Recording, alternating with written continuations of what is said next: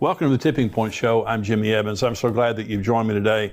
I've got a really good program for you today. I'm talking about, is this the last pope? Is St. Francis the last pope? And I'll tell you in just a minute why many believe that. And I believe it certainly could be true, but I'm going to talk about that in just a minute. Remember, our conference is coming up September the 17th here in Dallas-Fort Worth at Fellowship Church, Grapevine, Texas, 5 minutes from DFW Airport. We would love to have you come. It's going to be from 9 in the morning until 5:30 in the afternoon. It's going to be myself, along with Rabbi Jonathan Kahn, Greg Laurie, Dr. Mark Hitchcock, Billy Crone, and Pastor Ed Young. He's going to be there. Great speaker. He's the pastor of the church. We would love to have you come and be a part of the conference that day. It's a week before Rosh Hashanah. Now, I believe the Feast of Trumpets, and I believe that some year the rapture will occur during the Feast of Trumpets. It's the fifth feast. The first four feasts have been literally fulfilled. This is the fifth feast. I believe the fulfillment of that is going to be the rapture. It's a 2-day feast. So if I told you that Jesus was going to come for the church during the Feast of Trumpets, you still don't know the day or the hour. In fact, one of the things that the Jews call the Feast of Trumpets is the day that no one knows. So this is a week before the Feast of Trumpets, and the purpose of it is to encourage us and to educate us about what's going on in the world and to prepare our hearts for the return of Jesus. Now, it may not be this year. I'm hoping it's this year with all the things that are going on. We would love to have you be a part of the conference. It's $99 for the conference to physically attend, $49 for the live stream. And the live stream is good for 30 days. If you can't watch it that day, you've got 30 days to watch it, and you get a 20% discount. For all of our YouTube viewers, we're giving you guys a 20% discount. So if you'll just go on conference.endtimes.com, the information's there on your screen, and just enter into the promo code there, endtimes20, you'll get a 20% discount. And so we'd love to see you there. It's going to be a fantastic conference, and I can't wait for that time. I'm waiting for Jesus to return. And so you say, Jimmy, you're an escapist. I really am. Jesus said, pray that you may be counted worthy to escape all these things and to stand before the Son of Man. We're going to occupy until Jesus comes, but I'm praying that Jesus comes very soon. And with all the signs of the times that are happening, and I'm talking about on the program today, I really do believe that Jesus is coming very soon. So we would love to see you at the conference on September 17th right here in Dallas-Fort Worth area. And on the website there, when you go to conference.endtimes.com, we have hotel information, airline information, all that kind of stuff is right there on the site. Now, I want to talk in this message about the final pope. And you say, well, why do we believe that Francis could be the final pope? Well, here's a book by my friend Tom Horn and also Chris Putnam. Chris has gone to be with the Lord, but Tom is my friend. And this book is called Petrus Romanus, which means Peter the Roman. And the subtitle is The Final Pope is Here. Now, this is a very thick book, very well written, very well documented. And Dr. Tom Horn believes that this is the final pope. And I'll tell you in just a minute what the Lord showed him about the final pope. So this book, Petrus Romanus, it goes back to a prophecy of the popes, which is a short, 112 short cryptic phrases in Latin, which purport to predict all of the future Roman Catholic popes, beginning with Pope Celestine II. Now, the prophecies were first published by Benedictine monk Arnold Wyon in 1595. And Wyon attributes the prophecies to St. Malachi, who is a 12th century archbishop of Ireland. And according to an account put forward in 1871, Malachi was summoned to Rome in 1139 by Pope Innocent II. Now, so he went from Ireland to Rome, but he didn't go by the sea. He went by land. He traveled the continent of Europe, and he was struck, sickened, when he went across the continent of Europe by the squalor, the poverty, the disease, just how downtrodden the people were, the masses, all across Europe until he got to the Vatican. When he got to the Vatican, he was sickened by the opulence and the luxury. It was exactly the opposite of what everyone else was going through, and it just broke his heart. And so while he was there, he purportedly experienced a vision. And in the vision, he saw 112 future popes, which he recorded as a sequence of cryptic phrases. And the manuscript was then deposited in the Vatican archives and forgotten all about until it was rediscovered in 1590. It's highly contested in a lot of the Catholic circles. A lot of people believe that it's a forgery. They don't believe it's true. They contest, by the way, that the prophecies of the popes before 1590 are more accurate than those after 1590. What they're saying is, somebody doctored the thing up. They're saying that St. Malachy had these visions, and so they went back and made all this stuff up, and they go forward, and they're not as accurate. And I'll show you in just a minute. And this is documented in this book, Petrus Romanus, what he said about many of the popes that are more current, and this current pope right now. And so if the St. Malachy prophecies are true, the significance is, he said there were going to be 112 future popes. And the number 112th pope was going to be the last pope. And the question is, Pope Francis, currently the pope, what number is he? He's number 112. He has been the 112th pope since St. Malachy gave the prophecies, if in fact his prophecies are correct. And so let me just tell you why I believe that they very well could be correct. Now, the interesting thing about Pope Francis is he's 85 years old and he's not in good health. The latest picture I saw of him was he was in a wheelchair and he was talking about retiring. And Benedict, before Francis, was the first pope in 600 years to step down and to retire. He's still living at Vatican City. We were at the Vatican about 4 years ago, and he was there. He's still living there. And so let's just kind of give you some proof, some reasons that I believe that the prophecy of the popes is true. And the first is, what are the chances out of 112 popes that the final one would occur when all the other end time signs have been happening for 70 years? It's astronomical. In other words, and by the way, if Benedict would not have resigned, he'd still be pope. He's still alive. The popes don't retire. Popes die. They die in office. And so Benedict retired, giving Francis the opportunity to step in and be the 112th pope. So remember, Israel's 74 years old. Okay, and the Pope now is 85 years old. Here's what Jesus said. Learn this parable from the fig tree. When its branch has already become tender and put forth leaves, you know that summer is near. So you also, when you see all these things, know that it is near at the doors. Assuredly, I say to you, this generation will by no means pass away till all these things take place. Heaven and earth will pass away, but my words will by no means pass away. So one of the things that you may have heard me say before, but it's worth repeating, and that is every generation has had signs of the end times. Every generation has, since Jesus. They've had some crazy person you could think was the Antichrist. They've had earthquakes and famines and all those kinds of things like that. We're the only generation that has every sign. We have every sign of the end times, and we're the only generation with Israel. Okay, Israel was destroyed in AD 70. The Romans destroyed the city and the sanctuary, like Jesus said they would in Luke 21.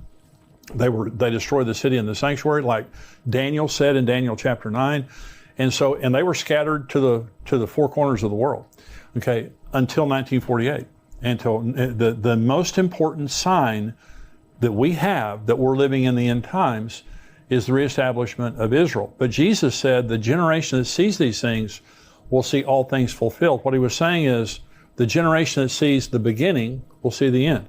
And so Psalm 90 says the days of a man's life are 70 years, or if by reason of strength, they're 80 years. We're 74 years in since Israel became a nation. And we have a pope who the St. Malachy prophecies are saying is the final pope, number 112, and he's 85 years old and not in great health. And so if the tribulation started today, and according to St. Malachy's prophecy, the final pope will lead the church, or lead his flock, the Catholics, through the tribulation. He will lead his flock through many tribulations. I'll read you the exact prophecy here in just a minute. And so if the tribulation began today, okay, he would be 92 years old when it ended. So there's a clock ticking really hard on this thing, both the generation that we're living in and also on the final pope. And so we're living in a world where we're seeing all the end time signs coming true. And if they haven't come true, they're about to come true. They're happening right before our eyes. They're unfolding before our eyes. Jesus said there'd be wars and rumors of wars. Look at what's happening in the world right now. Look what's happening in Russia, in Iran, China, and Taiwan. Russia and Ukraine, China and Taiwan, Israel and Iran. There are wars and rumors of wars all over the world. We have the first generation. When I was 10 years old, I came home one day and my mother was washing out pans in storage kind of vessels. and I asked her what she was doing, and she said, we're going to a war with the Russians. And we practiced in our school regularly nuclear drills where we had to get under our desk, like that's going to help, if a nuclear bomb goes off. But we had to get under our desk. Since I was 10 years old, this is the most serious nuclear threat that we've ever faced before. Vladimir Putin is maniacal. There's no doubt about that. And he's threatening, Norway, Sweden, all these countries, all the NATO countries. Us in America, he is threatening us with nuclear weapons on a regular basis. Anytime somebody defies him, this is the most serious nuclear threat in my lifetime. And so we have wars and rumors of wars. Jesus said there would be pestilence. Look at COVID. COVID is still making people sick all over the world, but we're in the third year now, almost the third year of COVID. And so look at all that's happening in the world. Famines. We have a worldwide food shortage right now, where you have baby formula shortages, the worst crop in China's history. Their winter wheat crop was worse. 71% of the United States wheat crop was affected by drought. Where I'm from in the Texas Panhandle, somebody told me last week that their entire wheat crop is wiped out. That's the breadbasket of America up in the Panhandle of Texas in that area. And so famines, we have a very serious possibility of worldwide famines that are happening because of bad crops all over the world, and the fact that the sanctions are on Russia, and Russia and Ukraine export 1/3 of the world's grain. So we have a very serious thing. Worldwide fear and panic. Jesus said that men's hearts would fail them for fear and the expectation of things that are coming on the world. Mental health issues are epidemic. And suicide is epidemic, especially among young people. There are a lot of people killing themselves. And this is what Jesus said would happen because of just the oppression of the things that are happening, multiple things that are happening. People would just lose heart. Worldwide anti-Semitism. One of the things that has to happen for the end to happen is the whole world has to hate Israel, because the last scene of human history is Armageddon, when all the world marches against Israel. And by the way, right now, and I was telling you last week that President Biden wants a two-state solution for Israel. He's going to Jerusalem next month in July.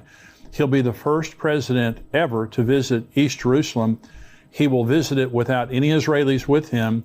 They are bypassing the Israelis and opening an embassy now, a consulate in East Jerusalem, formally recognizing East Jerusalem as the capital for the Palestinians, and going to pre-1967 boundaries. This is what they're pushing for, which means 200,000 people, 200,000 Jews lose their homes in East Jerusalem, 400,000 Jews lose their homes in Judea and Samaria, known as the West Bank. They also lose the Golan Heights. It's not going to happen. And so anti-Semitism is rising all over the world. In Israel, in the United Nations Human Rights Council, the only standing agenda item is Israel. Every single time the Human Rights Council of the United Nations meets, they talk about Israel. And by the way, America called their hand on that just recently, which is a good thing. And so imagine this tiny little nation in the Middle East, the only democracy in the Middle East. They're more like the United States than any other country in the world. This tiny little nation has the world's attention, and the world hates them. They have been censured by the United Nations more than any other country in the world. And so why do they hate them so bad? Because it's the end times. It's a spirit. In Joel chapter 3, God says, I'm going to bring all the nations down to the valley of Jehoshaphat, and I'm going to enter into judgment with you there on account of my people, my heritage Israel, whom you've scattered among the nations, and you're dividing up my land. That's happening right before our eyes. So we have the 112th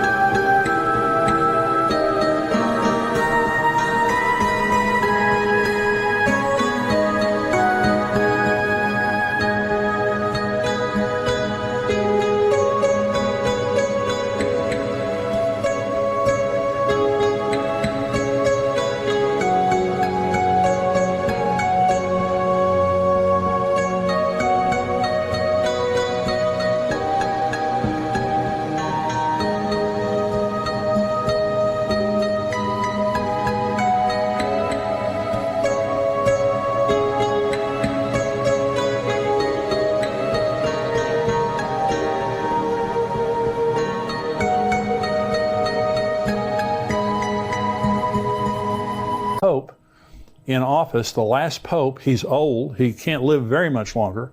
He's old. And so we see all these end time signs taking place. The Gog-Magog war, Ezekiel 38 and 39. Look what's happening right now with Russia, Iran, Turkey, Syria. They're all on the northern border of Israel. Israel bombed the airport, the Damascus airport, just a few days ago. They bombed the tower, the runways, and they bombed all the cargo that had come in from Iran. And yesterday, Israel warned Syria that if they don't stop allowing the Iranians to fly weapons in there, they're going to start bombing his palaces. This is a big deal. And so I'm just saying, signs in the sun, moon, and stars, you go through all the things that are happening in the world right now. It's what Jesus said would happen. It's what the Bible said would happen in the end of time. And we just happen to have the 112th Pope in office right now. And so I'm saying that's one reason that I believe that it's true. Now, if he dies or if he retires, well, it's going to put that to bed real quick. If you have a 113th Pope, well, that does away with all the conjecture right there. But for right now, we have number 112 in office. This book, Petrus Romanus, they talk about in the book, they document all the things that different popes that St. Malachy said about different popes. Let me read you just one of these. This is Pope Benedict XV. And from 1914 to 1922, he was the Pope. And St. Malachy said of him, religion depopulated. Okay, so in other words, he didn't know his name, but he just described Pope Benedict as religion depopulated. Okay, well, was that true? Well, he was the Pope during World War I, and during World War I, the Catholic Church was devastated as far as their members are concerned. But the Russian Orthodox Church lost 200 million members because of the Bolshevik Revolution, and some were killed and persecuted. So 200 million people left the Russian Orthodox Church because during the time of Pope Benedict XV, exactly what St. Malachy said would happen. And so Pope Benedict, by the way, the former Pope before Francis, his resignation was shocking because he was the first Pope in 600 years to resign. Of course, like I said before, he's still alive, but here's the interesting thing. Tom Horn saw in a vision, the Lord gave him a vision that Pope Benedict was going to resign in April of 2012. He said it publicly, that he was going to resign. Okay, well, it hadn't happened in 600 years, so it sounded kind of crazy. Well, so 2012 came and went, April 2012 came and went, and then the following year, in 2013, the Vatican announced that Pope Benedict was resigning. And then they gave an interview to the New York Times, and in the New York Times, they said he had actually resigned in April of 2012, and they were just now making it public. So why would the Lord show Tom Horn? He's my friend, and you can see this on YouTube. Why would the Lord show Tom Horn that the Pope, Benedict, was going to resign? It's because I believe it validates, again, what they wrote in the book. I believe that this is the 112th Pope, and I believe that, many things are now let me say one thing. Anytime something is extra biblical, which means if I'm talking about Bible prophecy, something that's clearly in the Bible, I'm going to be very strong about it. I'm not strong about extra biblical stuff. And so I'm not saying, you have to believe this or else. I'm just saying it's another thing out there that gets me to believe that God is up to something and we're living in the end of the end times. The reference to St. Francis, let me just talk about him specifically. So here's what St. Malachy said about the 112th Pope. And this is right now Francis. This is a quote. In the final persecution of the Holy Roman Church, there will sit Peter the Roman, who will pasture his sheep in many tribulations. And when these things are finished, the city of 7 hills will be destroyed, and the dreadful judge will judge his people. The end. That's it. Of all of his cryptic phrases for 112 popes, that's what he wrote about Francis, 112th Pope. And so right now, he's saying,